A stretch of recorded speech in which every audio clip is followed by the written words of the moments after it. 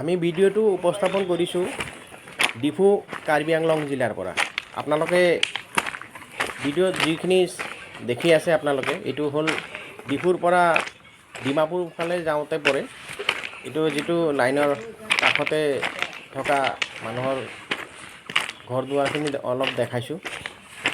ইতিমধ্যে আমাৰ ধনচিৰি এৰিয়াত বহুতখিনি দলদলিত কাম চলি আছে ডবল ট্ৰেকৰ। তো বেছি দিন নাই, এইখিনি এৰিয়া ভাঙিব বুলি শুনিছোঁ।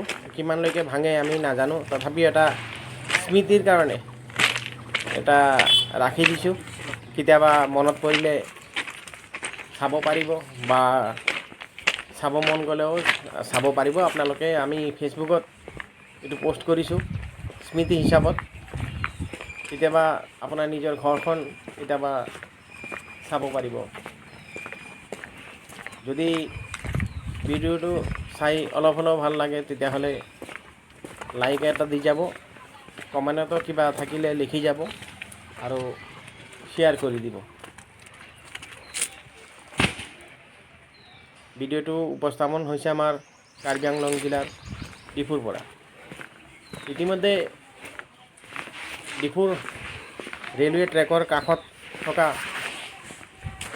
মেক্সিমাম ঘৰৰ গৰাকীয়ে বাহিৰলৈ চিন্তা চৰ্চা কৰিছে। আমি বহুত মানুহক কেতিয়াবা বাহিৰত লগ পালেও আমি কথা পাতোঁ। এতিয়া শুনা পাওঁ যে বাহিৰত মানে ডিফুৰ পৰা বেলেগ ঠাইলৈ যাবৰ কাৰণে ৰেডি হৈ আছে। কিছুমানে সাজু হৈছে, কিছুমানে অলৰেডি গুচি গৈছে আৰু কিছুমান যোৱাৰ বাকী আছে। ইমানখিনি আছিলে আমাৰ আজিৰ ভিডিঅ'। ধন্যবাদ।